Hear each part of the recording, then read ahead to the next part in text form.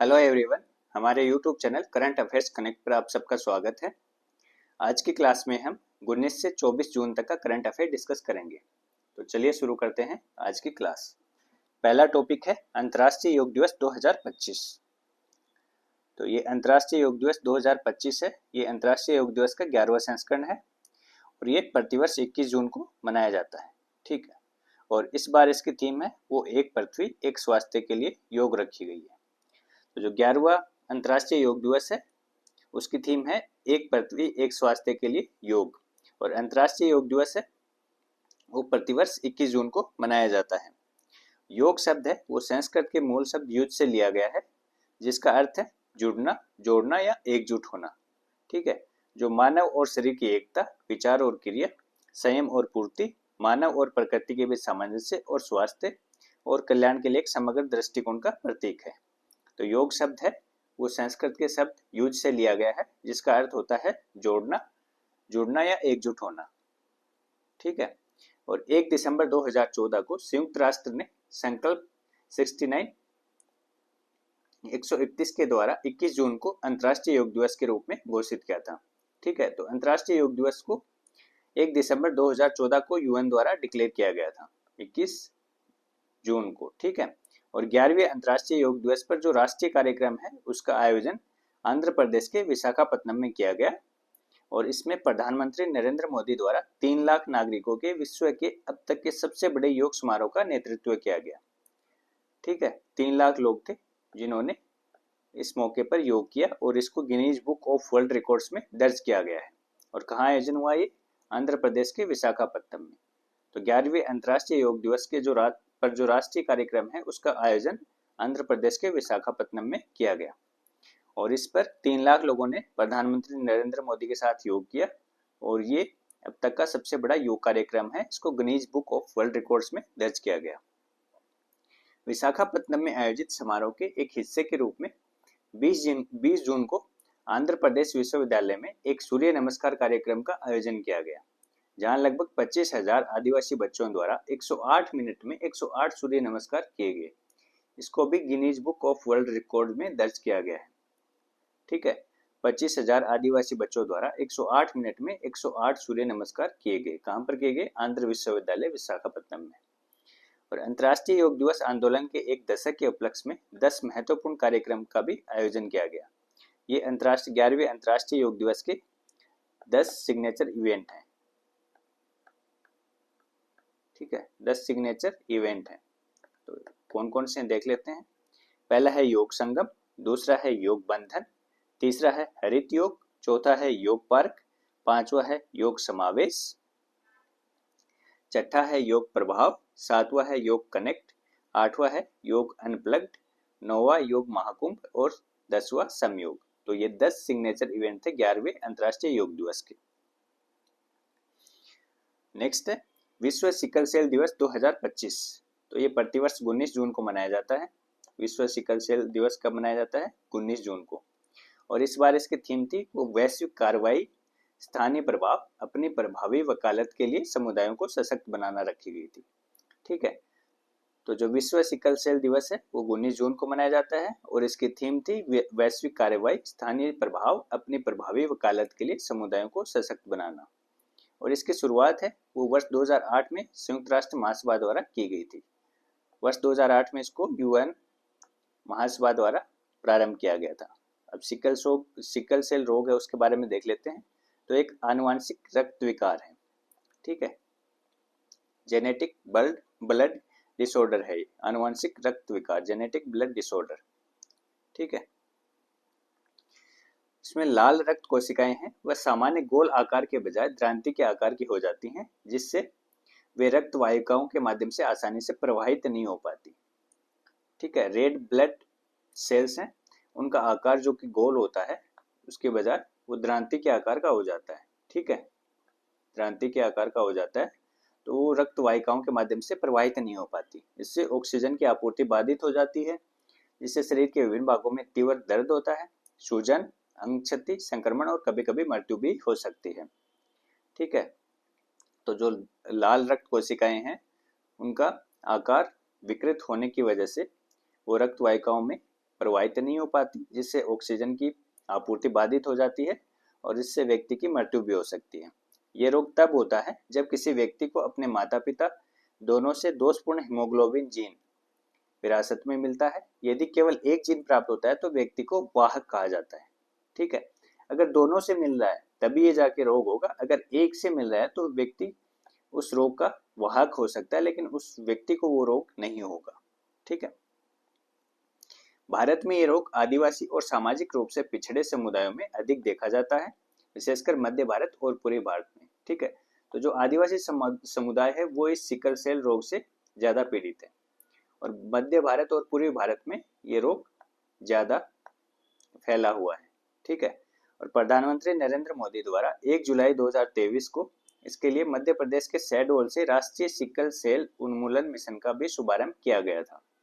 ठीक है, कब किया गया था? 1 जुलाई 2023 को। कहां से किया गया था? मध्य प्रदेश के शहडोल से राष्ट्रीय सिकल सेल उन्मूलन मिशन, इसका शुभारंभ किया गया था और इसके अंतर्गत वर्ष 2047 के अंत तक सिकल सेल एनीमिया उन्मूलन का लक्ष्य रखा गया है। कब तक? वर्ष 2047 के अंत तक। ठीक है, सिकल सेल और एनीमिया से पीड़ित रोगियों को प्रभावित स्वास्थ्य सेवाएं प्रदान करने के लिए भारत सरकार द्वारा देश भर के एम्स सहित 15 तृतीयक देखभाल अस्पतालों में सक्षमता केंद्र की स्थापना भी की गई है। कितने सक्षमता केंद्र स्थापित किए गए हैं? 15। सिकल सेल और एनीमिया से पीड़ित रोगियों को प्रभावित स्वास्थ्य सेवाएं प्रदान करने के लिए भारत सरकार के जनजातीय कार्य मंत्रालय द्वारा एम्स दिल्ली के अंतर्गत आदिवासी स्वास्थ्य और अनुसंधान संस्थान के लिए एक अत्याधुनिक केंद्र की स्थापना की जाएगी। ठीक है, तो भारत सरकार का जो जनजातीय कार्य मंत्रालय है उसके द्वारा एम्स दिल्ली में आदिवासियों के स्वास्थ्य और अनुसंधान संस्थान के लिए एक अत्याधुनिक केंद्र की स्थापना की जाएगी। कहाँ की जाएगी? एम्स दिल्ली में। किसके द्वारा? भारत सरकार के जनजातीय कार्य मंत्रालय द्वारा। और जनजातीय कार्य मंत्रालय है उसने सिकल सेल बीमारी की दवा के विकास के लिए भगवान बिरसा मुंडा पुरस्कार प्रारंभ करने की घोषणा की है। ठीक है, तो सिकल सेल जो रोग है उसके दवा विकास के लिए जनजातीय कार्य मंत्रालय ने एक पुरस्कार योजना की घोषणा की है, भगवान बिरसा मुंडा पुरस्कार। ठीक है, तो इसके अंतर्गत पुरस्कार जो दवा बनाने पर 1 से 10 करोड़ रुपए का पुरस्कार प्रदान किया जाएगा। ठीक है, भगवान बिरसा मुंडा पुरस्कार योजना के अंतर्गत। ठीक है, और ये जनजातीय कार्य मंत्रालय की पहल है। अगला है जेंडर बस्टिंग नॉलेज हब। तो भारत सरकार के महिला एवं बाल विकास मंत्रालय द्वारा विकसित वेब पोर्टल है। जेंडर बस्टिंग नॉलेज हब है वो भारत सरकार के महिला एवं बाल विकास मंत्रालय द्वारा विकसित एक वेब पोर्टल है। ठीक है, और ये जेंडर बस्टिंग प्रक्रियाओं से संबंधित सभी सूचनाओं का एक डिजिटल संग्रह है। जेंडर बस्टिंग से रिलेटेड जो भी प्रोसेस है उससे रिलेटेड सभी सूचनाओं का एक डिजिटल संग्रह है और इसको केंद्रीय महिला एवं बाल विकास मंत्री अन्नपूर्णा देवी द्वारा लॉन्च किया गया। और जेंडर बस्टिंग या जेंडर रेस्पॉन्सिव बस्टिंग है वो क्या होती है? तो ये एक दृष्टिकोण है जो लैंगिक समानता पर सरकारी बजट के प्रभाव का आकलन करके लैंगिक समानता को बढ़ावा देने के लिए राजकोषीय नीति का उपयोग करता है। ठीक है, तो जेंडर बस्टिंग है वो एक दृष्टिकोण है जो लैंगिक समानता को बढ़ावा देने के लिए सरकार की राजकोषीय नीति का उपयोग करता है। वर्ष 2005-06 में भारत ने लैंगिक बजट पेश किया था। पहली बार भारत में लैंगिक बजट कब पेश किया गया था? वर्ष 2005-06 में। ठीक है, नेक्स्ट है quantum 5G FWA fixed wireless access. तो भारत संचार निगम लिमिटेड BSNL द्वारा 18 जून को हैदराबाद में BSNL quantum 5G fixed wireless access का सॉफ्ट लॉन्च किया गया, मतलब सीमित स्तर पर इसका लॉन्च किया गया है। ठीक है, सॉफ्ट लॉन्च किया गया है BSNL के द्वारा। कहां पर किया गया है? हैदराबाद में। भारत में पहली बार अमीरपेट एक्सचेंज हैदराबाद में इसको प्रारंभ किया गया है। फिक्स्ड वायरलेस एक्सेस है 5G फिक्स्ड वायरलेस एक्सेस, उसको अमीरपेट एक्सचेंज हैदराबाद में प्रारंभ किया गया है भारत में पहली बार। ठीक है, इसका उद्घाटन है वो BSNL MTNL के अध्यक्ष एवं प्रबंध निदेशक रॉबर्ट जे रवि द्वारा किया गया। ठीक है, और BSNL का पहला बिना सिम 100% घरेलू customized 5G fixed wireless access 5G FWA है। ठीक है, पहला बिना सिम का और 100% घरेलू कस्टमाइज्ड 5G FWA है। ठीक है, तो ये स्वदेशी सेवा बिना सिम फिक्स्ड वायरलेस एक्सेस समाधान 5G रेडियो पर फाइबर जैसी गति प्रदान करती है। ठीक है, इंटरनेट के एक्सेस के लिए ये फाइबर जैसी गति प्रदान करता है और इसका उद्देश्य है स्वदेशी साझेदारों के सहयोग से विकसित स्वदेशी 5G प्रौद्योगिकी का उपयोग करके उद्यमों, व्यवसायों, गेटेड समुदायों और व्यक्तिगत घरों को 100% सुरक्षित विश्वसनीय इंटरनेट कनेक्टिविटी प्रदान करना। तो क्वांटम 5G FWA है वो भारत में पहली बार इसने कई चीजें की हुई है इससे। तो ये सिमलेस आर्किटेक्चर BSNL के डायरेक्ट टू डिवाइस प्लेटफॉर्म पर बनाया गया है ताकि ग्राहक का CPE customer premises equipment auto प्रमाणित हो जाए। किसी भी सिम की आवश्यकता इसमें नहीं है और BSNL बिना सिम 5G सेवा देने वाला पहला भारतीय ऑपरेटर है। तो भारत संचार निगम लिमिटेड है वो बिना सिम के 5G सेवा देने वाला पहला भारतीय ऑपरेटर है। पूर्णतः स्वदेशी core, RNA, radio access network और CPE कस्टमर प्रीमाइजेज इक्विपमेंट को आत्मनिर्भर भारत कार्यक्रम के तहत भारतीय निर्माताओं द्वारा डिजाइन और एकीकृत किया गया है। ठीक है, इसको स्वदेशी रूप से बनाया गया है। Gigabit class speed Ameerpet exchange है उसने सब 10 मिली सेकेंड्स लेटेंसी के साथ 980 Mbps DL 140 Mbps UL दर्ज किया है। जो अमीरपेट एक्सचेंज है हैदराबाद का उसने सब 10 मिली सेकेंड लेटेंसी क्या होती है कि जो गैप आता है बीच में, ठीक है, तो वो होता है लेटेंसी। तो वो बहुत कम है, सब 10 मिली सेकेंड। और UHD ultra high definition streaming, cloud gaming और रिमोट वर्क के लिए बेहतर है। अगला है rapid install self install gateway की मौजूदा BSNL टावर ग्रिड के अंतर्गत हैदराबाद के 85% घरों तक पहुंच है। इसके लिए किसी ट्रेंचिंग या फाइबर पुल की आवश्यकता नहीं है। ठीक है, तो इसके इंस्टॉलेशन के लिए अलग से इंफ्रास्ट्रक्चर बनाने की जरूरत नहीं है। अगला है सिटी एक्सेलरेटर प्रोग्राम। नवीन एवं नवीकरणीय ऊर्जा मंत्रालय के सचिव संतोष कुमार सारंगी द्वारा 20 जून को नई दिल्ली में आयोजित नवीकरणीय ऊर्जा कार्यबल के लिए कौशल विकास पर राष्ट्रीय सम्मेलन के दौरान इसका शुभारंभ किया गया। तो किसकी पहल है? भारत सरकार के नवीन एवं नवीकरणीय ऊर्जा मंत्रालय की पहल है। ठीक है, तो इसके सचिव संतोष कुमार सारंगी द्वारा 20 जून को नई दिल्ली में आयोजित नवीकरणीय ऊर्जा कार्यबल कौशल विकास पर राष्ट्रीय सम्मेलन के दौरान सिटी एक्सेलरेटर प्रोग्राम है उसका शुभारंभ किया गया। इसको नवीन एवं नवीकरणीय ऊर्जा मंत्रालय द्वारा शक्ति सस्टेनेबल एनर्जी फाउंडेशन के सहयोग से प्रारंभ किया गया है। किसने? नवीन एवं नवीकरणीय ऊर्जा मंत्रालय और शक्ति सस्टेनेबल एनर्जी फाउंडेशन। और PM सूर्य घर मुफ्त बिजली योजना है उसके तहत ये प्रमुख पहल है। PM सूर्य घर मुफ्त बिजली योजना ये विश्व की सबसे बड़ी घरेलू रूफटॉप सोलर योजना है और इसका उद्देश्य भारतीय शहरों में रूफटॉप सोलर को तेजी से अपनाना है। इसका लक्ष्य 1 करोड़ घरों को सौर ऊर्जा से जोड़ना है और इस कार्यक्रम को शहरी स्थानीय निकायों और डिस्कॉम को तकनीकी सहायता देने के लिए डिजाइन किया गया है। क्षमता निर्माण और संस्थाओं को मजबूत बनाने, शहर स्तर पर नीति और विनियामक ढांचे को सक्षम बनाने में सहायता करने के लिए भी डिजाइन किया गया है। ठीक है, तो ये इसके उद्देश्य हैं। पहले चरण में 10 राज्यों के 30 शहरों में इसको प्रारंभ किया गया। तो पहला चरण है उसमें 10 राज्यों के 30 शहरों में सिटी एक्सेलरेटर प्रोग्राम को प्रारंभ किया गया है और भविष्य में इसको 100 शहरों में प्रारंभ किया जाएगा।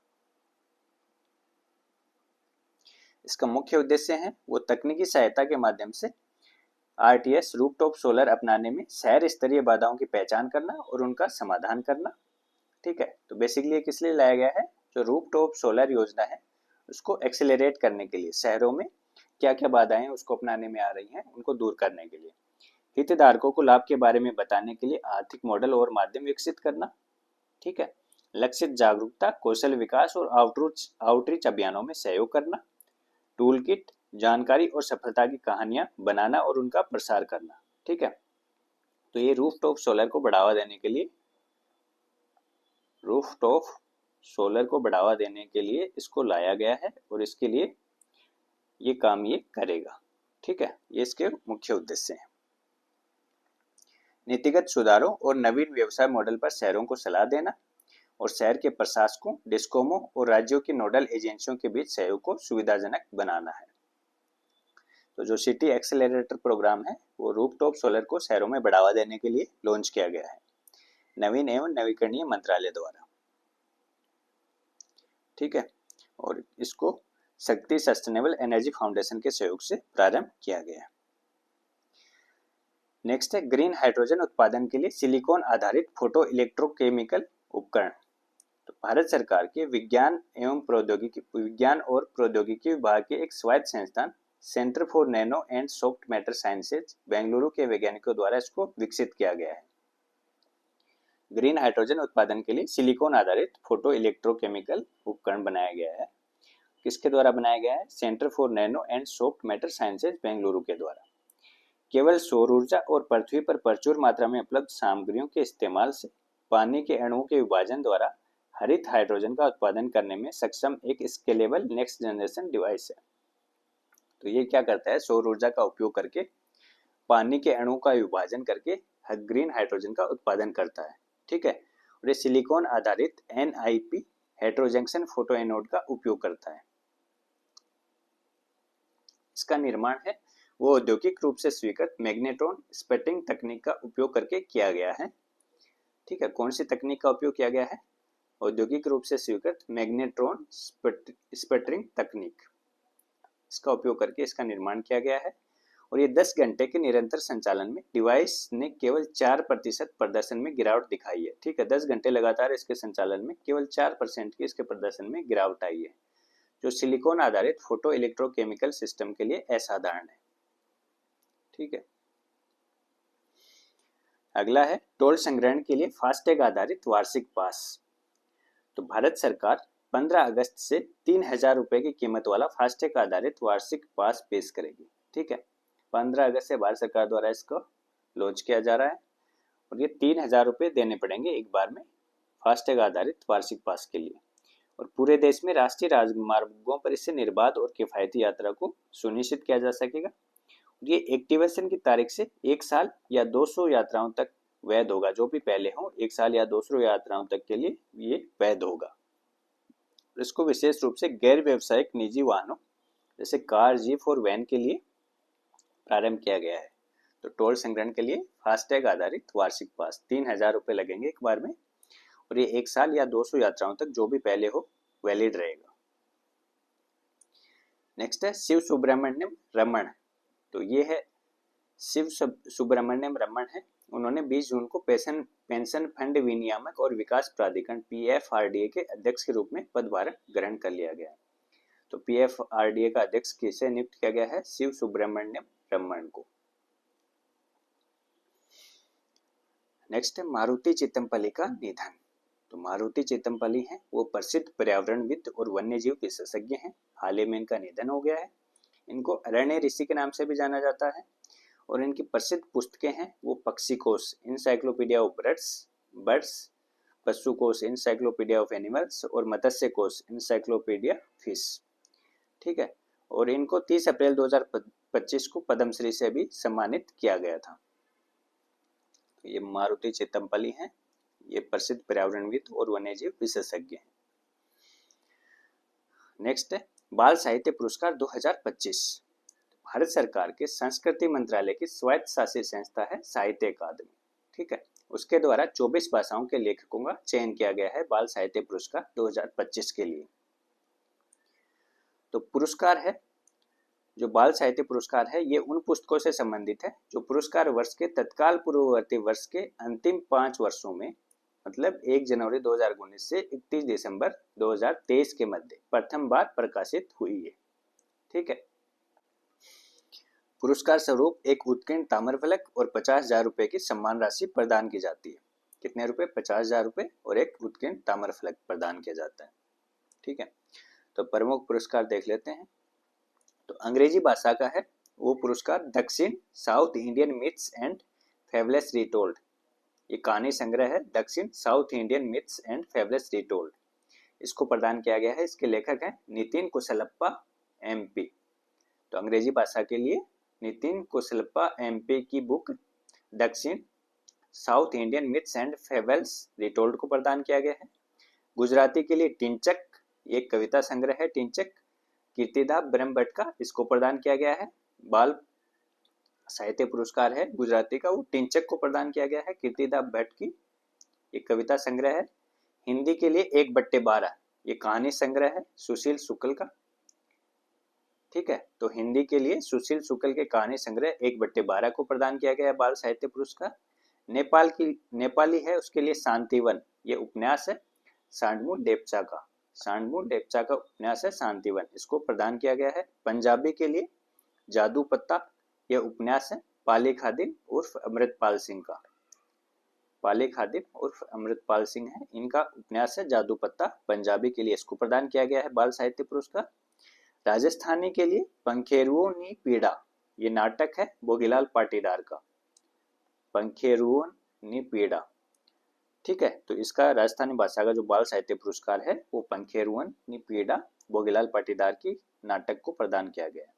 संस्कृत के लिए बाल विश्वम कविता है, बाल विश्वम प्रीति पुजारा की कविता संग्रह है संस्कृत में, तो प्रीति पुजारा के कविता संग्रह बाल विश्वम को प्रदान किया गया है। उर्दू के लिए कौमी सितारे, ये गजनफर इकबाल का लेख है।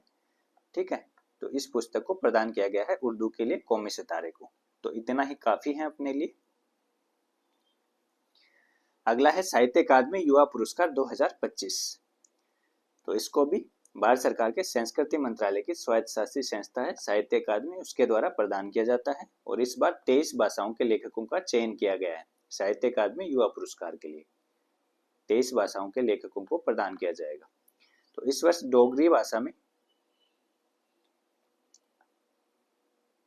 भाषा में कोई पुरस्कार प्रदान नहीं किया जाएगा। ठीक है, और पुरस्कार स्वरूप एक उत्कीर्ण ताम्रफलक और 50,000 रुपए की सम्मान राशि प्रदान की जाती है। देख लेते हैं प्रमुख पुरस्कार इसके अंतर्गत। अंग्रेजी में एडवेट कोटरी की बुक है, उपन्यास है एडवेट कोटरी का Siddharth the boy who became the Buddha, तो इसको प्रदान किया गया है साहित्य Akademi Yuva Puraskar Siddhartha the boy who became the Buddha, एडवेट कोटरी की उपन्यास है ये। गुजराती में मयूर खावड़ू के निबंध संग्रह है नरसिंह टेकरी, इसको प्रदान किया गया है गुजराती में। ठीक है, और हिंदी में फिर उगना, ये कविता संग्रह है पार्वती तिर्की का फिर उगना, इसको बाल साहित्य अकादमी युवा पुरस्कार प्रदान किया गया है 2025 के लिए। हिंदी में फिर उगना पार्वती तिर्की। नेपाली के लिए जुनको आंसू, ये कविता संग्रह है सुभाष ठाकुरी का। ठीक है, जुनको आंसू। और पंजाबी में गर्ल्स हॉस्टल, ये कविता संग्रह है मनदीप ओलक का, इसको प्रदान किया गया है। राजस्थानी का जो युवा साहित्य पुरस्कार है साहित्य अकादमी का युवा पुरस्कार है, ठीक है, वो प्रदान किया गया है अंतस्रय आंगणे, ये कविता संग्रह है पूनमचंद गोदारा का, अंतस्रय आंगणे। संस्कृत के लिए पारिभाषिक शब्द स्वारस्यम, ये आलोचना है धीरज कुमार पांडे की। ठीक है, तो इसको प्रदान किया गया है। और उर्दू के लिए नेहा रुबाब की मजहरुल हक तारिक ए आजादी ए हिंद, हिंद का फरामोश करदा कायद, उपन्यास को प्रदान किया गया है। तो ये बाल साहित्य युवा पुरस्कार, ये साहित्य अकादमी के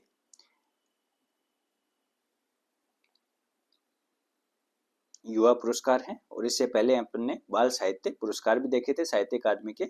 ठीक है, अगला है डिजिटल भुगतान पुरस्कार 2024-25। ये वित्त मंत्रालय के वित्तीय सेवा विभाग द्वारा प्रदान किए जाते हैं डिजिटल भुगतान पुरस्कार। ठीक है, वित्त मंत्रालय के वित्तीय सेवा विभाग द्वारा वित्त वर्ष 2024-25 में डिजिटल भुगतान लेन देन, मर्चेंट अधिग्रहण, धोखाधड़ी एवं शिकायतें, स्वीकृति अवसंरचना, उत्पाद नवाचार और सिस्टम लचीलापन, इन जैसे प्रमुख मापदंडों में उनकी उपलब्धियों के लिए शीर्ष प्रदर्शन करने वाले कुल 10 बैंकों को पुरस्कार प्रदान किया गया है।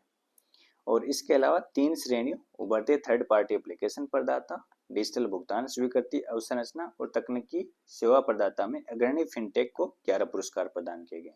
ठीक है, तो बैंकों और फिनटेक को ये पुरस्कार प्रदान किए गए हैं, टोटल 10 बैंकों को और टोटल 11 फिनटेक को। किसके द्वारा? वित्त मंत्रालय के वित्तीय सेवा विभाग द्वारा।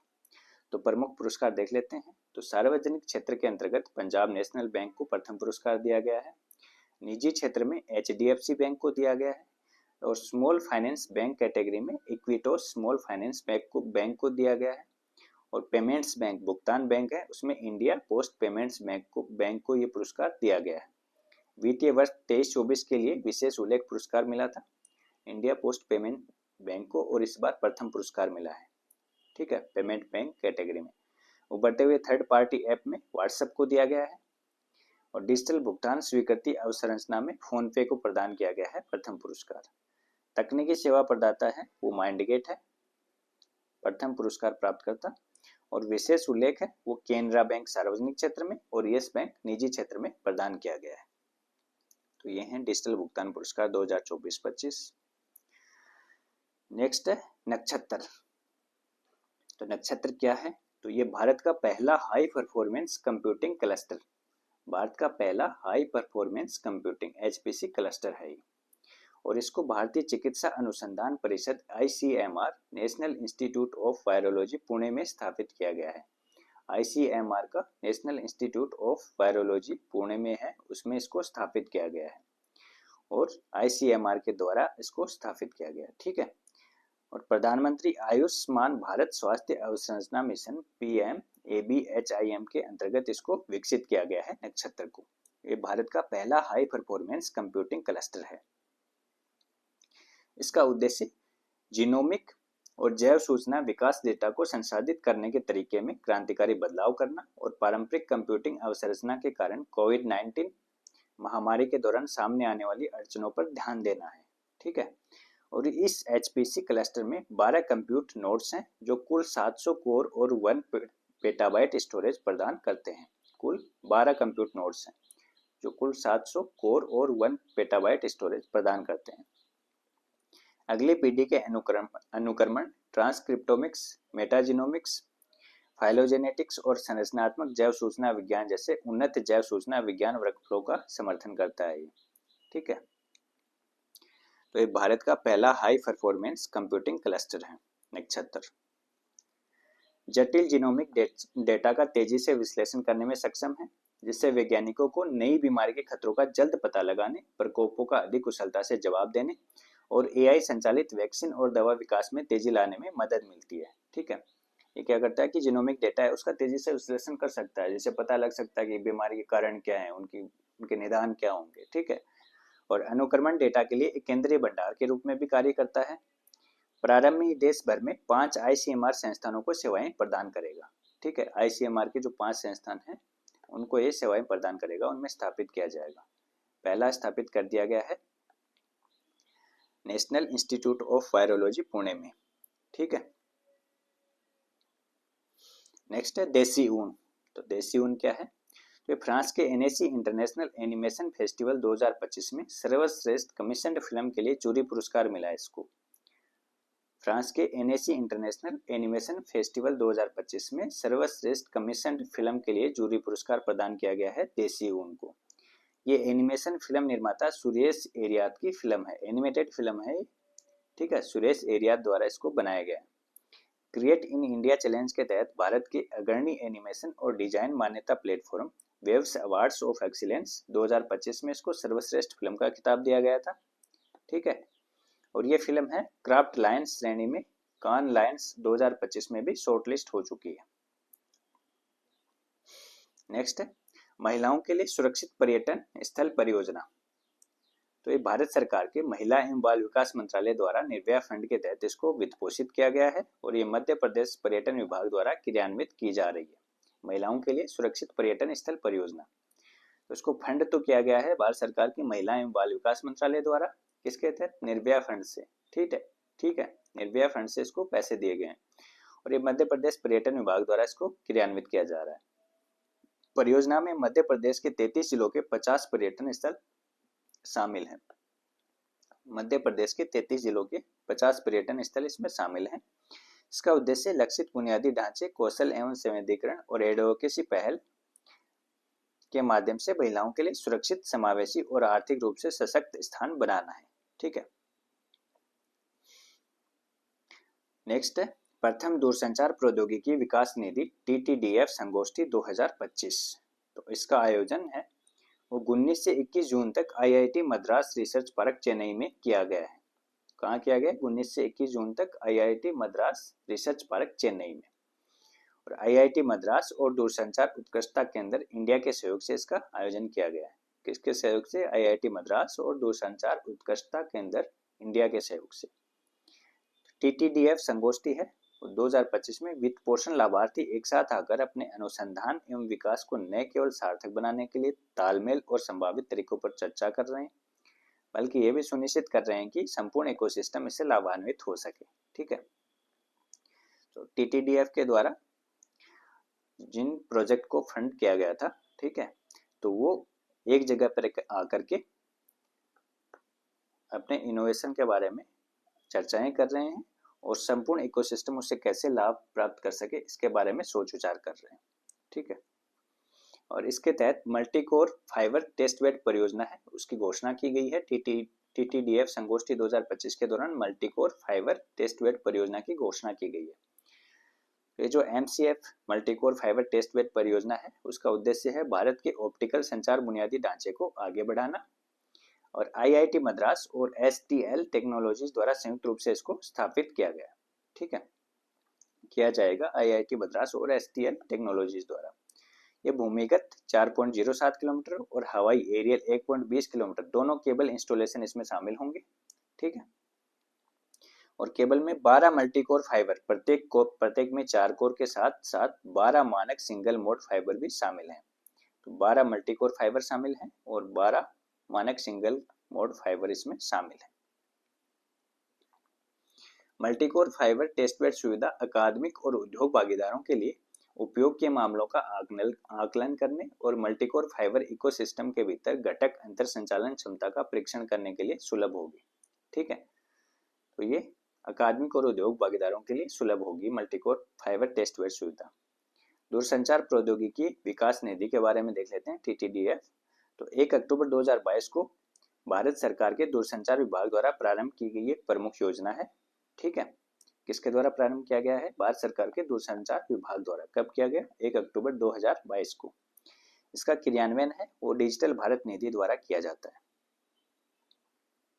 और इसका उद्देश्य है दूरसंचार इकोसिस्टम का निर्माण और विकास करने के लिए शिक्षाविदों, स्टार्टअप्स, शोध संस्थानों और उद्योग के बीच तालमेल बिठाना, प्रौद्योगिकी स्वामित्व और स्वदेशी विनिर्माण को बढ़ावा देना, प्रौद्योगिकी सह नवाचार की संस्कृति बनाना, आयात को कम करना, निर्यात के अवसरों को बढ़ावा देना और बौद्धिक संपदा का निर्माण करना।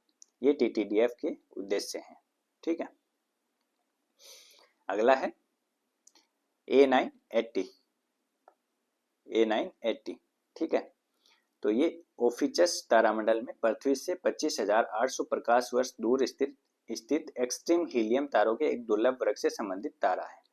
ठीक है, ये 980 क्या है? ओपिचस तारामंडल में पृथ्वी से 25,800 प्रकाश वर्ष दूर स्थित एक्सट्रीम हीलियम तारों के एक दुर्लभ वर्ग से संबंधित तारा है। विज्ञान एवं प्रौद्योगिकी विभाग के स्वायत्त संस्थान भारतीय खगोल भौतिकी संस्थान के खगोलविदों द्वारा लद्दाख में हिमालयन चंद्रा टेलीस्कोप पर हानले HS स्पेक्ट्रोग्राफ का उपयोग करके उच्च मात्रा में जर्मेनियम की उपस्थिति का पता लगाया गया। तो इस तारे पर A980 पर उच्च मात्रा में जर्मेनियम की उपस्थिति है और इसका पता लगाया गया है DST के स्वायत्त संस्थान भारतीय खगोल भौतिकी संस्थान IIA बेंगलुरु के खगोलविदों द्वारा।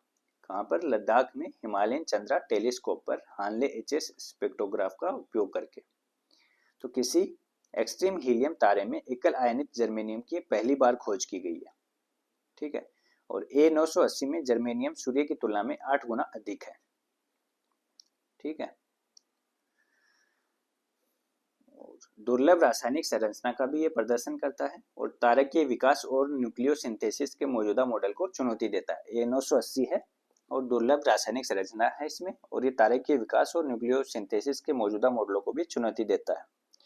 तो तारों के विकास क्रम से संबंधित जो तारकीय मॉडल है उसके अनुसार जर्मेनियम जैसे भारी तत्वों का निर्माण सुपरनोवा या एसिम्प्टोटिक जायंट ब्रांच AGB तारों में होता है, ना कि एक्सट्रीम हीलियम तारों में। ठीक है, जबकि A980 है वो एक एक्सट्रीम हीलियम तारा है, लेकिन फिर भी इसमें जर्मेनियम पाया गया है। लगभग पूरी तरह से हीलियम से निर्मित है। हाइड्रोजन की लगभग अनुपस्थिति है इसमें, ठीक है, हाइड्रोजन की इसमें लगभग अनुपस्थिति है। और एक्सट्रीम हीलियम तारे हैं वो कार्बन, ऑक्सीजन, व्हाइट ड्वार्फ और कम द्रव्यमान वाले हीलियम व्हाइट ड्वार्फ के विलय से उत्पन्न होते हैं। नेक्स्ट है, देश की महारत्न और सार्वजनिक क्षेत्र की सबसे बड़ी इस्पात उत्पादक company steel authority of India limited ने भारत के पहले स्वदेशी रूप से डिजाइन और निर्मित anti submarine warfare shallow water craft INS Arnala के लिए विशेष स्टील की पूरी तरह से आपूर्ति की है, ठीक है।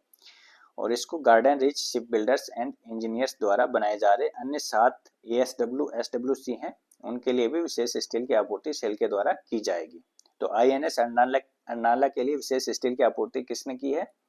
Steel authority of India limited ने। और इस श्रेणी के जो अन्य 7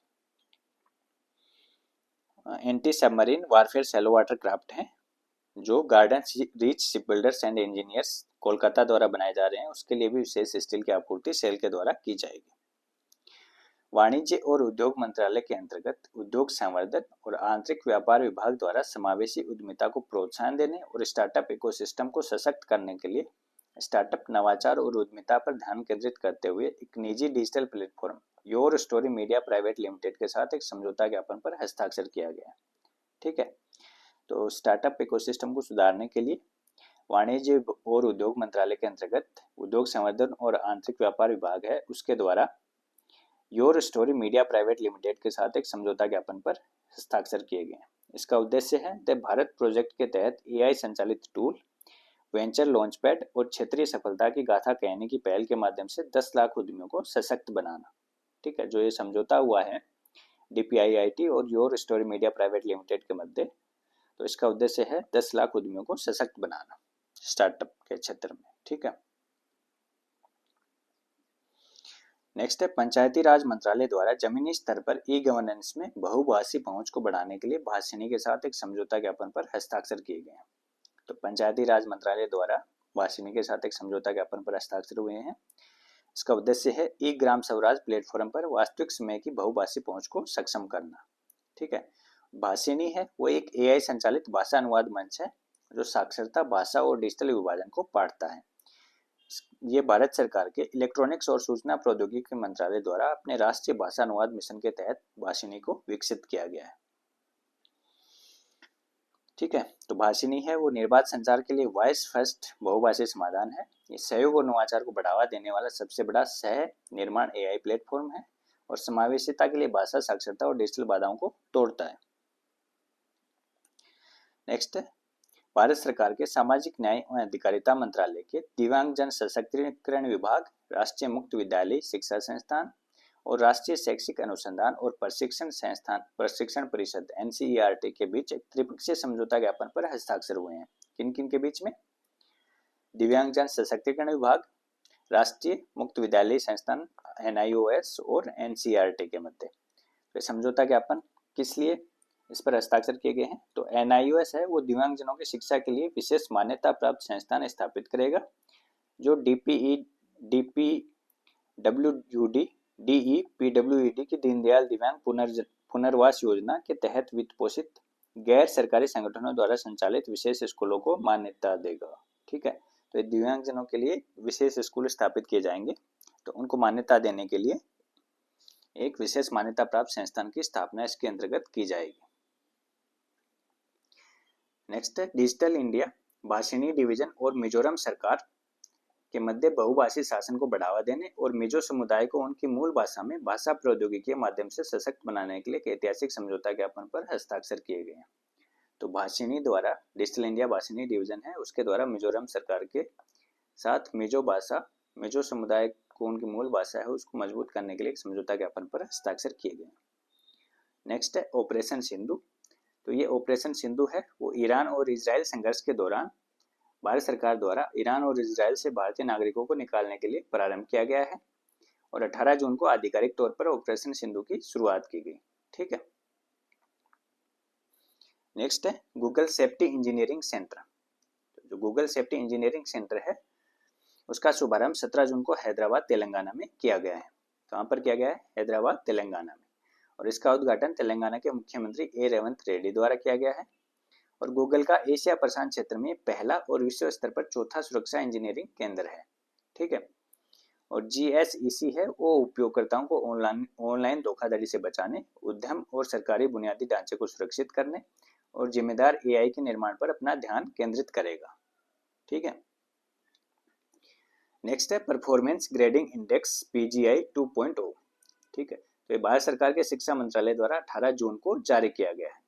परफॉर्मेंस ग्रेडिंग इंडेक्स 2.0 है, उसको भारत सरकार के शिक्षा मंत्रालय द्वारा 18 जून को जारी किया गया है। और ये शैक्षणिक वर्ष 2022-23 और 23-24 के लिए जारी किया गया है।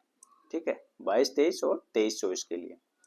स्कूली शिक्षा में राज्यों और केंद्र शासित प्रदेशों के प्रदर्शन का आंकलन करने के लिए एक डेटा संचालित ढांचा है। ठीक है। तो स्कूली शिक्षा है उसमें राज्यों और केंद्र शासित प्रदेशों का प्रदर्शन है, उसको रैंक करने के लिए एक डेटा संचालित ढांचा है। और पहली बार वर्ष 2017-18 में इसको प्रारंभ किया गया था। PGI 2.0 में 6 प्रमुख क्षेत्रों डोमेन 6 प्रमुख डोमेन है इसमें। ठीक है, 6 डोमेन है, उसके अंतर्गत कुल 73 संकेतक है और कुल 1000 का स्कोर है। ठीक है, उसमें से रैंक दी जाती है राज्यों और केंद्र शासित प्रदेशों को। तो 6 डोमेन है, उसके अंतर्गत कुल 73 संकेतक हैं और कुल 1000 का स्कोर है, उसमें से राज्यों और केंद्र शासित प्रदेशों को रैंक दी जाती है। तो 6 डोमेन कौन कौन से हैं? पहला है पहुंच या एक्सेस, स्कूलों में नामांकन एवं पहुंच। दूसरा है बुनियादी ढांचा एवं सुविधाएं, इंफ्रास्ट्रक्चर एंड फैसिलिटीज, स्कूलों में भौतिक संसाधन। तीसरा है समानता, इक्विटी, लिंग, जाति एवं सामाजिक समूहों के बीच समान अवसर। चौथा है शासन प्रक्रिया, गवर्नेंस प्रोसेसेज, ये नीति कार्यान्वयन एवं प्रबंधन। ठीक है। पांचवा है अधिगम परिणाम, लर्निंग आउटकम्स, छात्रों की शैक्षिक उपलब्धियां। और छठा है शिक्षक शिक्षण एवं प्रशिक्षण, टीचर एजुकेशन एंड ट्रेनिंग, शिक्षकों की गुणवत्ता एवं प्रशिक्षण। तो ये 6 डोमेन्स हैं इसके अंतर्गत। ठीक है, 6 डोमेन्स हैं। और स्कूली शिक्षा में राज्यों केंद्र शासित प्रदेशों के प्रदर्शन को 10 ग्रेड के आधार पर मापा जाता है। 10 ग्रेड हैं जिनके आधार पर राज्यों और केंद्र शासित प्रदेशों का प्रदर्शन है उसको मापा जाता है। सर्वोच्च ग्रेड है वो दक्ष है, स्तर 1, और इसके लिए 951 से 1000 अंक होने चाहिए। और अंतिम ग्रेड है वो आकांक्षी 3, ये स्तर 10 है और इसके लिए 400 से 460 के बीच में अंक है, उनको इस श्रेणी में रखा जाता है। तो अब इसके प्रमुख निष्कर्ष हैं वो देख लेते हैं। तो शीर्ष 4 स्तरों पर कोई भी राज्य केंद्र शासित प्रदेश नहीं है। शीर्ष 4 स्तर हैं वहां पर कोई भी राज्य या केंद्र शासित प्रदेश नहीं है। चंडीगढ़ है वो 703 के स्कोर के साथ 2023-24 के लिए 703 के स्कोर के साथ ग्रेड प्रचेष्टा 1 तक पहुंचने वाला एकमात्र राज्य केंद्र शासित प्रदेश है। ठीक है, तो ये 5वें स्थान पर चंडीगढ़ है ग्रेड प्रचेष्टा 1 में, स्कोर है 703 2023-24 के लिए। और राजस्थान है वो 549.5 2022-23 के लिए और 581.5 2023-24 के लिए के स्कोर के साथ प्रचेष्टा 3 ग्रेड। ठीक है, 581 से 640 का स्कोर में इसमें शामिल है, प्रचेष्टा 3 ग्रेड में शामिल है राजस्थान। राजस्थान का स्कोर 2022-23 में 549.5 था और 2023-24 में 581.5, ये बढ़ा है। ठीक है, लेकिन अभी भी ये उसी श्रेणी में है, प्रचेष्टा 3 ग्रेड में। और मेघालय है उसने 417.9 2023-24 में अंक प्राप्त करके अंतिम स्तर आकांक्षी 3 पर रहा है। मेघालय सबसे अंतिम स्थान पर रहा है मेघालय। ठीक है, आकांक्षी 3 स्तर 10 पर और स्कोर है 417.9 2023-24 के लिए। ठीक है, तो ये इसमें अलग अलग राज्यों का दोनों सालों में स्कोर दे रखा है, 2022-23 में और 23-24 में। ठीक है, इसका जो पहला स्तर है वो दक्ष है, दूसरा उत्कर्ष है, तीसरा अति उत्तम, चौथा उत्तम, और इन 4 स्थानों पर कोई भी नहीं है। ठीक है, प्रचेष्टा 1 है वहां पर चंडीगढ़ है। ठीक है, और जो राजस्थान है वो प्रचेष्टा 3 वाली कैटेगरी में है और मेघालय आकांक्षी 3 पर है, अंतिम स्तर है उस पर।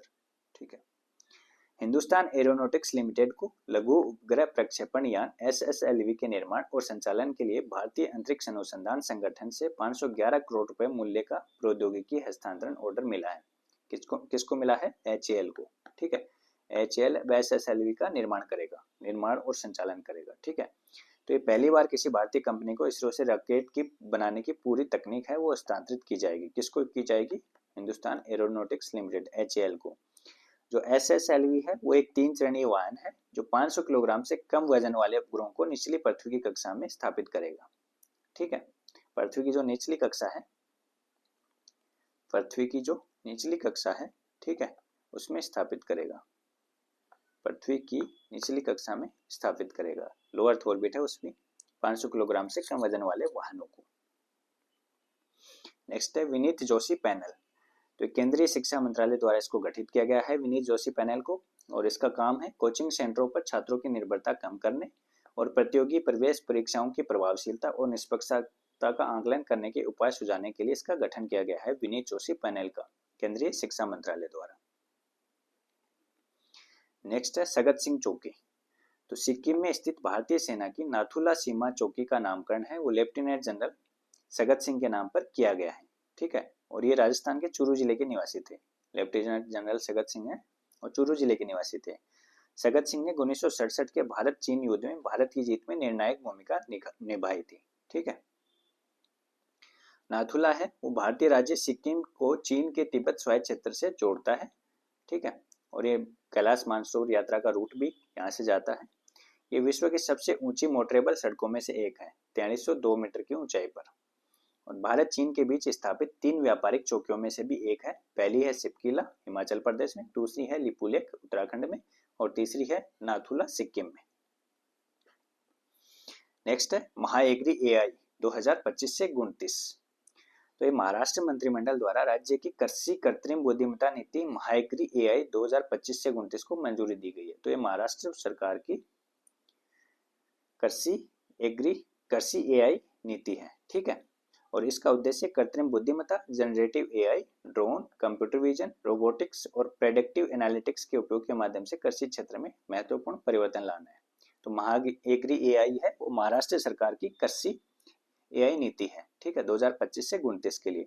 ये नीति AgriStack, MahaAgritech, Mahaved, crop SAPP, Agmarknet, digital farming school और महाडीबीटी सहित प्रमुख डिजिटल कृषि पहलों का समर्थन करेगी। ठीक है, नेक्स्ट है घड़ियाल प्रजाति संरक्षण कार्यक्रम। तो केंद्रीय पर्यावरण, वन एवं जलवायु परिवर्तन मंत्री भूपेंद्र यादव द्वारा 20 जून को उत्तर प्रदेश के बहराइच के करतनिया घाट में गेरुआ नदी में घड़ियाल के 7 बच्चों को छोड़ करके घड़ियाल प्रजाति संरक्षण कार्यक्रम का शुभारंभ किया गया। कहां पर किया गया? उत्तर प्रदेश के बहराइच के करतनिया घाट में गेरुआ नदी में। ठीक है, और भारत में मध्य प्रदेश, राजस्थान और उत्तर प्रदेश में फैले राष्ट्रीय चंबल अभयारण्य में वैश्विक घड़ियाल आबादी है उसका लगभग 77% हिस्सा निवास करता है। मध्य प्रदेश, राजस्थान, उत्तर प्रदेश में 3 राज्यों में फैला हुआ है चंबल घड़ियाल राष्ट्रीय चंबल अभयारण्य। तो उसमें इनकी लगभग 77% आबादी पाई जाती है। घड़ियाल भारतीय उपमहाद्वीप में स्थानिक है और ये गंगा की 3 सहायक नदियों चंबल और गेरवा नदियों ये भारत की हैं। ठीक है, और राप्ती नारायणी नदी ये नेपाल की है, इनमें पाया जाता है। ठीक है, और IUCN रेड लिस्ट में इसको क्रिटिकली एंडेंजर्ड तथा वन्य जीव संरक्षण अधिनियम 1972 की अनुसूची 1 में शामिल है। ठीक है, तो IUCN रेड लिस्ट में घड़ियाल है वो क्रिटिकली एंडेंजर्ड है और वन्य जीव संरक्षण अधिनियम 1972 की अनुसूची 1 में शामिल है। अगला है फ्लोटिंग योग कार्यक्रम। तो यह आंध्र प्रदेश के विजयवाड़ा में कृष्णा नदी पर आयोजित किया गया। ठीक है, आंध्र प्रदेश के विजयवाड़ा में कृष्णा नदी पर इसका आयोजन किया गया है। और 11 जून को राज्य के योगांध्र 2025 अभियान के हिस्से के रूप में आयोजित इस कार्यक्रम में 1000 से अधिक योग साधकों ने 200 कयाक, जेट स्की और तैरते हुए प्लेटफॉर्म पर आसन किए। ठीक है, और वर्ल्ड रिकॉर्ड्स यूनियन द्वारा जिला कलेक्टर को इसके लिए प्रमाण पत्र प्रदान किया गया। ठीक है, ये वर्ल्ड रिकॉर्ड बना है तो इसके लिए जिला कलेक्टर को प्रमाण पत्र भी फ्लोटिंग योग कार्यक्रम के लिए प्रदान किया गया। और ये आंध्र प्रदेश के विजयवाड़ा में कृष्णा नदी पर इसका आयोजन हुआ है। नेक्स्ट है शहरी निकाय चुनावों में ई वोटिंग। तो 28 जून को आयोजित नगर निगम और शहरी निकाय चुनाव में बिहार राज्य चुनाव आयोग द्वारा एंड्रॉइड आधारित मोबाइल के माध्यम से ई वोटिंग प्रणाली का प्रारंभ किया गया। कहां पर किया गया? बिहार में। ठीक है, और शहरी निकाय चुनावों के लिए ई वोटिंग प्रणाली अपनाने वाला ये भारत का पहला राज्य है बिहार। ठीक है, और पूरी ई वोटिंग प्रक्रिया को 2 मोबाइल ऐप के माध्यम से निष्पादित किया गया। इनका नाम था ई वोटिंग SECBHR ये centre for development of advance computing CDAC द्वारा विकसित किया गया और दूसरे को बिहार राज्य चुनाव आयोग द्वारा विकसित किया गया। ठीक है, तो इसके लिए मेन ये था ई वोटिंग SECBHR जो CDAC द्वारा विकसित किया गया, इसके द्वारा इस प्रक्रिया को संचालित किया गया। इसमें प्रवासी मजदूर, प्रवासी मतदाता और दिव्यांग मतदाता, गर्भवती महिला मतदाता, बुजुर्ग, वरिष्ठ नागरिक और गंभीर रूप से बीमार मतदाता हैं, उनको ई वोट प्रक्रिया का उपयोग करके वोट डालने की इजाजत दी गई इसमें। ठीक है, और वैश्विक स्तर पर अभी तक केवल यूरोपीय देश एस्टोनिया ने ई वोटिंग प्रणाली का उपयोग किया है। जो पहली ई वोटर है, पहली ई वोटर बिहार में, पहली ई वोटर तो ये ईस्ट चंपारण जिले की, ईस्ट चंपारण की विभा कुमारी, इन्होंने पहला ई वोट डाला। ठीक है, तो पहली ई वोटर है ईस्ट चंपारण की विभा कुमारी। नेक्स्ट है, मेघालय ने राज्य बजट का 8% स्वास्थ्य क्षेत्र के लिए आवंटित किया है, जो भारत में सर्वाधिक है, लगभग 1700 करोड़ रुपए हैं। टोटल जो राज्य का बजट है उसका 8% ये हाईएस्ट है इंडिया में। ठीक है, हेल्थ सेक्टर के लिए एलोकेट किया है मेघालय ने। नेक्स्ट है, मध्य क्षेत्रीय परिषद की 25वीं बैठक, तो इसका आयोजन 24 जून को वाराणसी उत्तर प्रदेश में किया गया और इसकी अध्यक्षता केंद्रीय गृह एवं सहकारिता मंत्री अमित शाह के द्वारा की गई। 25वीं मध्य क्षेत्रीय परिषद की 25वीं बैठक उत्तर प्रदेश के वाराणसी में 24 जून को आयोजित की गई। गृह मंत्रालय भारत सरकार के अधीन अंतर राज्य परिषद सचिवालय द्वारा उत्तर प्रदेश सरकार के सहयोग से इसका आयोजन किया गया।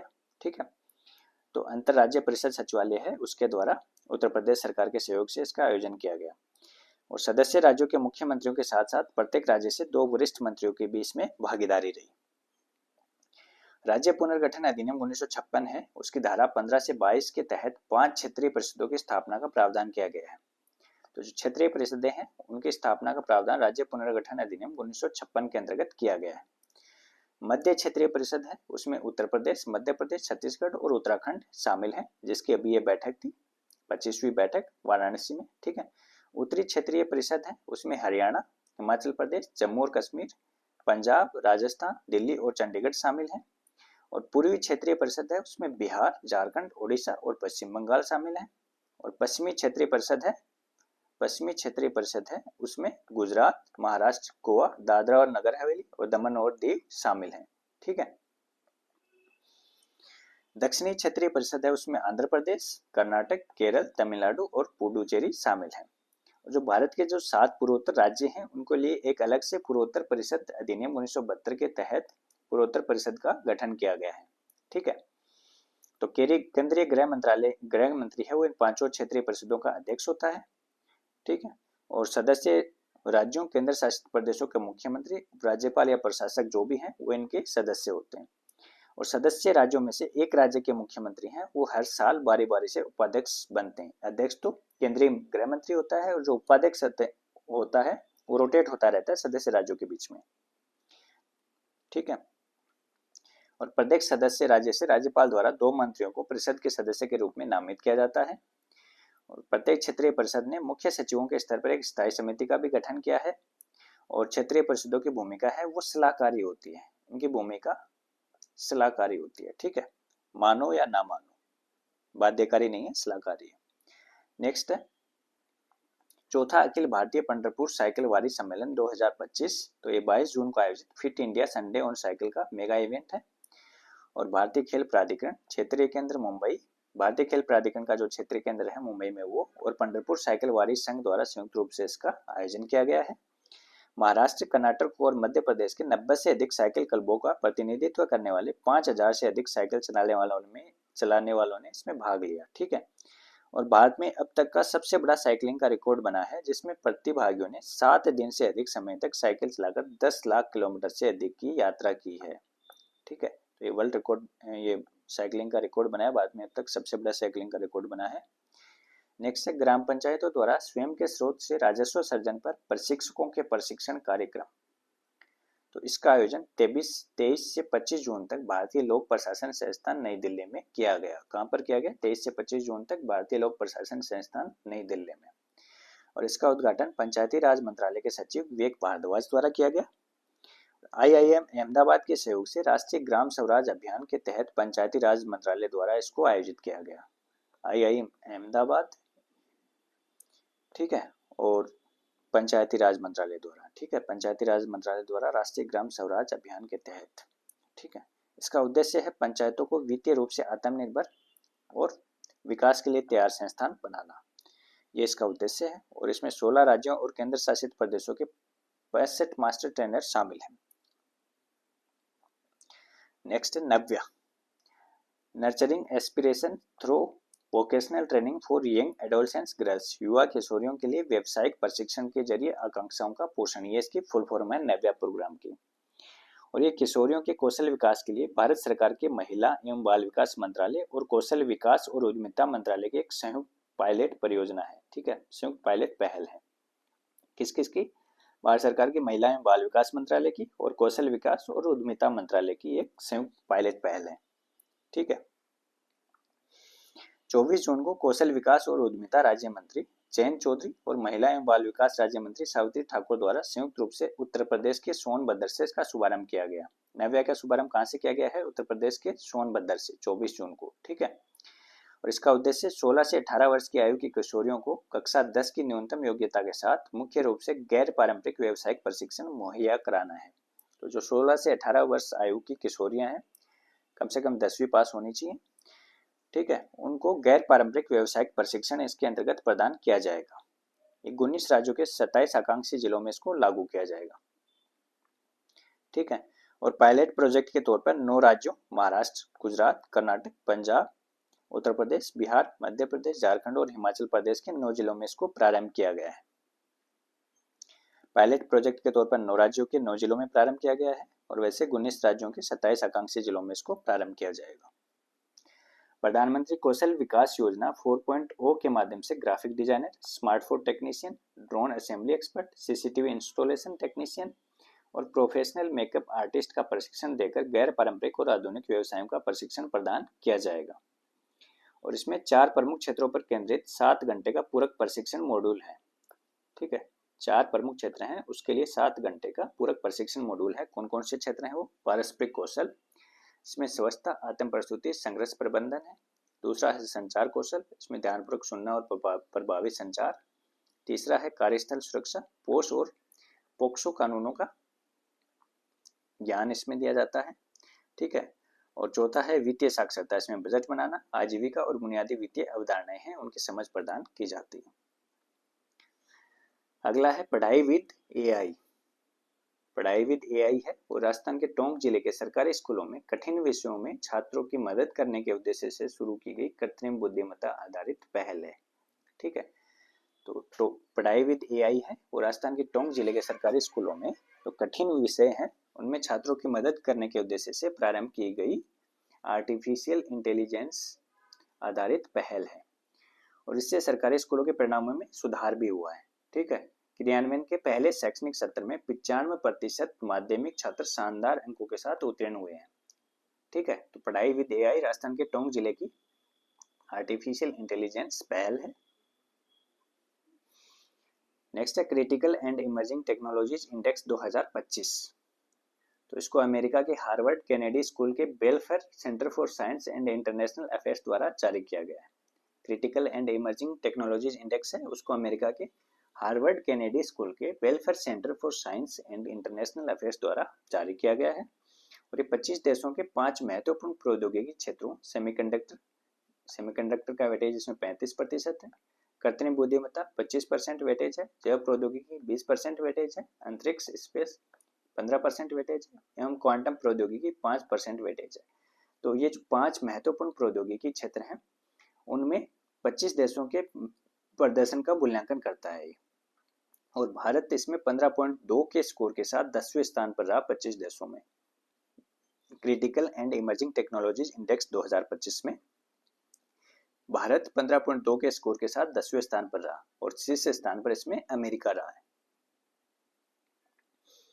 नेक्स्ट है नागास्त्र फेस्ट।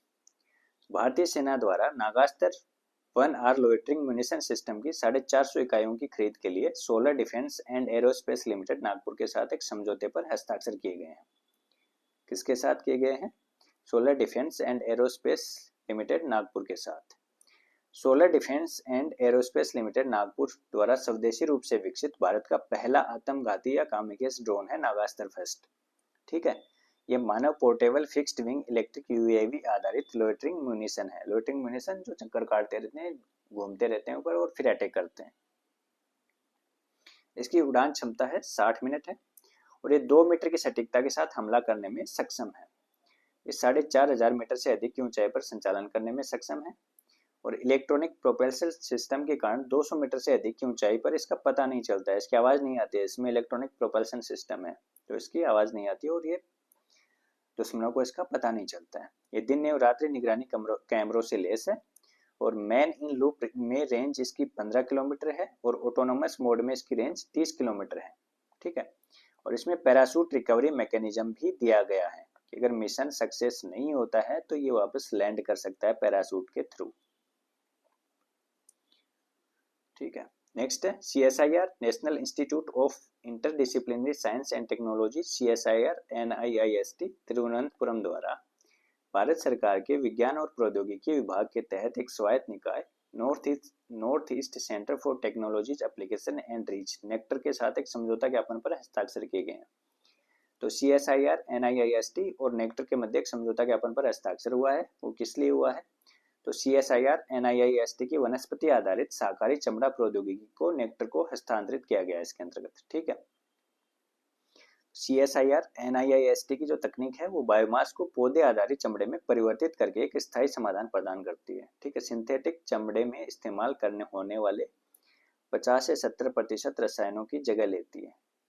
ये जो तकनीक है इसके थ्रू जो सिंथेटिक चमड़ा जो बनाया जाता है उसमें इस्तेमाल होने वाले 50 से 70% रसायन है वो कम हो जाते हैं, कम हो जाता है उनका यूज। ठीक है, और ये चमड़ा उद्योग में पर्यावरणीय फुटप्रिंट को काफी कम करती है। अगला है CSIR national institute of interdisciplinary science and technology द्वारा इंडो जर्मन ऊर्जा कार्यक्रम के तहत डाइचे गेसेलसाफ्ट फेयर इंटरनेशनल जुसामेन नॉर्वे के साथ संयुक्त हादसे की घोषणा की गई है। ठीक है, CSIR NIIST द्वारा जर्मनी के संस्थान है GIZ इसके साथ किस लिए की गई है? बिल्डिंग इंटीग्रेटेड फोटोवोल्टिक्स के लिए उत्कृष्टता केंद्र की स्थापना करने के लिए। ठीक है, BIPV के लिए सेंटर ऑफ एक्सीलेंस की स्थापना के लिए। जो बिल्डिंग इंटीग्रेटेड फोटोवोल्टिक्स तकनीक है वो छतों, दीवारों और खिड़कियों का उपयोग करके सौर ऊर्जा उत्पादन करती है। ठीक है, तो CSIR NIIST और GIZ इंडिया है उसका लक्ष्य BIPV तक नवाचार को तेजी से आगे बढ़ाना, स्थानीय विनिर्माण का समर्थन करना और 309 गीगावाट से अधिक स्वच्छ ऊर्जा क्षमता को अनलॉक करना। ठीक है, नेक्स्ट है हिंदुस्तान कॉपर लिमिटेड में चिली की सरकारी स्वामित्व वाली कॉपर खनन कंपनी कोडेल्को के एक प्रतिनिधिमंडल का दौरा किया हुआ है अभी। ठीक है, तो चिली का जो सरकारी स्वामित्व वाली कंपनी है उसके प्रतिनिधियों ने हिंदुस्तान कॉपर लिमिटेड का दौरा किया है। किस लिए किया है? विभिन्न खनन और परिचालन पहलुओं का आकलन करने के लिए। और ये प्रधानमंत्री नरेंद्र मोदी और चिली के राष्ट्रपति गैब्रियल बोरिक फोंट की मौजूदगी में 1 अप्रैल 2025 को HCL और कोडेल्को के बीच आदान प्रदान किए गए ऐतिहासिक समझौता ज्ञापन के अंतर्गत ये दौरा हुआ है। ठीक है, नेक्स्ट है INS नीलगिरी। INS नीलगिरी है वो भारतीय नौसेना के प्रोजेक्ट 17A के तहत पहला स्वदेश निर्मित स्टील्थ फ्रिगेट है। ठीक है, एक स्टील्थ फ्रिगेट है और प्रोजेक्ट 17A के तहत इसको बनाया गया है और पूरी नौसेना कमान में इसको भी शामिल किया गया है। इसका होम पोर्ट विशाखापत्तनम है और इसका आदर्श वाक्य अदृश्य एबलम अजय शौर्यम रखा है। ठीक है, इसका आदर्श वाक्य है अदृश्य एबलम अजय शौर्यम क्योंकि एक स्टील्थ फ्रिगेट है। भारतीय नौसेना के युद्धपोत डिजाइन ब्यूरो द्वारा इसको डिजाइन किया गया है और इसका निर्माण Mazagon dock shipbuilders limited Mumbai द्वारा किया गया है। ये संयुक्त डीजल और गैस प्रणोदन प्रणाली से लैस है। ठीक है, डीजल और गैस प्रणोदन प्रोपल्शन सिस्टम इसमें है। ठीक है, नेक्स्ट है संसद और राज्य संघ राज्य क्षेत्र विधान निकायों की प्राक्कलन समितियों का राष्ट्रीय सम्मेलन। तो इसका आयोजन 23 से 24 जून को महाराष्ट्र विधान भवन मुंबई में किया गया। 23 से 24 जून को महाराष्ट्र विधान भवन मुंबई में किया गया। उद्घाटन है वो लोकसभा अध्यक्ष ओम बिरला द्वारा किया गया और संसद की प्राक्कलन समिति की स्थापना की 75वीं वर्षगांठ के अवसर पर इसका आयोजन किया गया है। ठीक है, संसद की जो प्राक्कलन समिति है उसकी स्थापना को 75 वर्ष हो गए हैं। तो इसका आयोजन महाराष्ट्र विधान भवन मुंबई में 23-24 जून को किया गया। ठीक है, तो इसमें 23 राज्यों और केंद्र शासित प्रदेशों के प्राक्कलन समितियों के अध्यक्षों और सदस्यों की भागीदारी रही और सम्मेलन का विषय था वो प्रशासन में दक्षता और मितव्ययता सुनिश्चित करने के लिए बजट अनुमानों की प्रभावी निगरानी और समीक्षा में प्राक्कलन समिति की भूमिका था। ठीक है, और भारतीय संसद की प्राक्कलन समिति के अध्यक्ष हैं वो संजय जायसवाल हैं। भारत अफ्रीका स्मारक स्तंभ है। तो भारत अफ्रीका स्मारक स्तंभ है वो केन्या के ताइता तवेटा काउंटी के माइल 27 पर स्थापित किया गया है। भारत अफ्रीका स्मारक स्तंभ कहाँ स्थापित किया गया है? केन्या के ताइता तवेटा काउंटी के माइल 27 पर। ठीक है, और भारत के रक्षा राज्य मंत्री संजय सेठ और केन्या की रक्षा मंत्रिमंडल सचिव रोसलिंडा सोइपेंतुया EGH द्वारा 23 जून को संयुक्त रूप से इसका अनावरण किया गया। और ये प्रथम विश्व युद्ध के दौरान पूर्वी अफ्रीकी क्षेत्र में अपने प्राणों का बलिदान देने वाले भारतीय और अफ्रीकी सैनिकों की वीरता और सर्वोच्च बलिदान को सम्मानपूर्वक श्रद्धांजलि अर्पित करने के लिए स्थापित किया गया है। ठीक है, फर्स्ट वर्ल्ड वार में जो भारत और अफ्रीका के जो सैनिक शहीद हो गए थे पूर्वी अफ्रीकी क्षेत्र में, तो उनको श्रद्धांजलि प्रदान करने के लिए केन्या के ताइता तवेटा काउंटी के माइल 27 पर भारत अफ्रीका स्मारक स्तंभ स्थापित किया गया। केन्या स्थित भारतीय उच्चायोग द्वारा परिकल्पित और भारत सरकार के रक्षा मंत्रालय के वित्तीय सहयोग से इसको स्थापित किया गया है। ठीक है, इसकी फंडिंग भारत सरकार के रक्षा मंत्रालय द्वारा की गई है। ठीक है, और केन्याई रक्षा बलों और ताइता तवेटा काउंटी के अधिकारियों के साथ निकट समन्वय में इसको क्रियान्वित किया गया है। नेक्स्ट है मिजोरम और गोवा के बाद त्रिपुरा है वो साक्षरता दर त्रिपुरा की 95.6% है। पूर्ण कार्यात्मक साक्षरता हासिल करने वाला भारत का तीसरा राज्य बन गया है।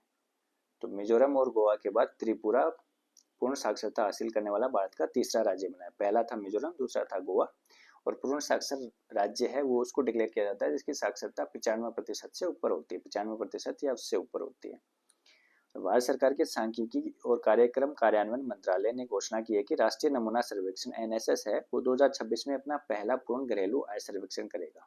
ठीक है, तो पहला पूर्ण घरेलू आय सर्वेक्षण वर्ष 2026 में NSS के द्वारा किया जाएगा। नेक्स्ट है wings to our hopes volume 2। तो अगस्त 2023 से जुलाई 2024 तक राष्ट्रपति द्रौपदी मुर्मू द्वारा दिए गए 51 भाषणों का संग्रह है ये wings to our hopes volume 2। ठीक है, और इसका हिंदी संस्करण है आशाओं की उड़ान खंड 2। और 23 जून को रक्षा मंत्री राजनाथ सिंह द्वारा इन पुस्तकों का विमोचन किया गया। ठीक है, इसमें द्रौपदी मुर्मू के 51 भाषण हैं अगस्त 2023 से जुलाई 2024 तक के। राष्ट्रपति भवन द्वारा इसको संकलित और सूचना और प्रसारण मंत्रालय के प्रकाशन विभाग द्वारा प्रकाशित किया गया है। ठीक है, राष्ट्रपति भवन द्वारा संकलित किया गया है और सूचना और प्रसारण मंत्रालय के प्रकाशन विभाग द्वारा इसको प्रकाशित किया गया है। नेक्स्ट है the new world 21st century global order and India. तो ये राम माधव की पुस्तक है और उपराष्ट्रपति जगदीप धनखड़ द्वारा इसका विमोचन किया गया है। The new world 21st century global order and India Ram Madhav की पुस्तक है और उपराष्ट्रपति जगदीप धनखड़ द्वारा इसका विमोचन हुआ है। ठीक है, नेक्स्ट है ऋषभ पंत। तो एक ही टेस्ट में 2 शतक लगाने वाले पहले भारतीय विकेटकीपर बल्लेबाज हैं। ठीक है, एक ही टेस्ट में 2 शतक लगाने वाले पहले भारतीय विकेटकीपर बल्लेबाज और विश्व में दूसरे नंबर पर है। विश्व के दूसरे विकेटकीपर बल्लेबाज हैं एक ही टेस्ट में 2 शतक लगाने वाले ऋषभ पंत। पहली पारी में इन्होंने 134 रन बनाए और दूसरी पारी में 118 रन बनाए। और इंग्लैंड के खिलाफ लीड्स टेस्ट में इन्होंने एक कारनामा किया है और विश्व के पहले जो विकेटकीपर बल्लेबाज हैं एक ही टेस्ट में 2 शतक लगाने वाले वो एंडी फ्लावर हैं जिम्बाब्वे के। ठीक है, नेक्स्ट है ललित उपाध्याय। तो ये भारतीय हॉकी खिलाड़ी हैं, इन्होंने अंतर्राष्ट्रीय हॉकी से संन्यास की घोषणा की है। ये 2 ओलंपिक टोक्यो 2020 और पेरिस 2024 में भारत का प्रतिनिधित्व किया इन्होंने और दोनों में कांस्य पदक भारत ने जीते थे। ठीक है, अभी इन्होंने संन्यास ले लिया है। नेक्स्ट है सेशेल्स मुक्केबाजी टूर्नामेंट। तो ये माहे सेशेल्स में आयोजित किया गया और भारत कुल 7 पदक जीत करके जिसमें 3 गोल्ड थे, ठीक है, 3 सिल्वर थे और 1 ब्रॉन्ज था। पदक तालिका में शीर्ष स्थान पर रहा है भारत सेशेल्स मुक्केबाजी टूर्नामेंट में। तो जो गोल्ड जीतने वाले खिलाड़ी हैं वो हिमांशु शर्मा 50 किलो वर्ग में, आशीष मुदसानिया 55 किलो वर्ग में और गौरव चौहान 90+ किलो वर्ग में थे। ठीक है। नेक्स्ट है क्रिस्टी कोवेंट्री। तो क्रिस्टी कोवेंट्री है, उनको अंतर्राष्ट्रीय ओलंपिक समिति का अध्यक्ष नियुक्त किया गया था। तो ये अंतर्राष्ट्रीय ओलंपिक समिति की पहली अफ्रीकी और पहली महिला प्रमुख है। ठीक है, अफ्रीका से पहली प्रमुख है। ठीक है, और पहली महिला प्रमुख है और ये जिम्बाब्वे की रहने वाली है। आधुनिक ओलंपिक खेलों के संस्थापक जनक पियरे डी कुबर्टिन के बाद सबसे कम उम्र के अध्यक्ष भी हैं, दूसरी सबसे कम उम्र के अध्यक्ष हैं ये। थॉमस बाक का इन्होंने स्थान लिया है और थॉमस बाक को आजीवन IOC के मानद अध्यक्ष के पद पर नियुक्त किया गया है। ठीक है, तो ये थी आज की क्लास। अगर आपको क्लास पसंद आई हो तो शेयर, सब्सक्राइब और लाइक जरूर कीजिएगा। मिलते हैं नेक्स्ट क्लास में। Thank you.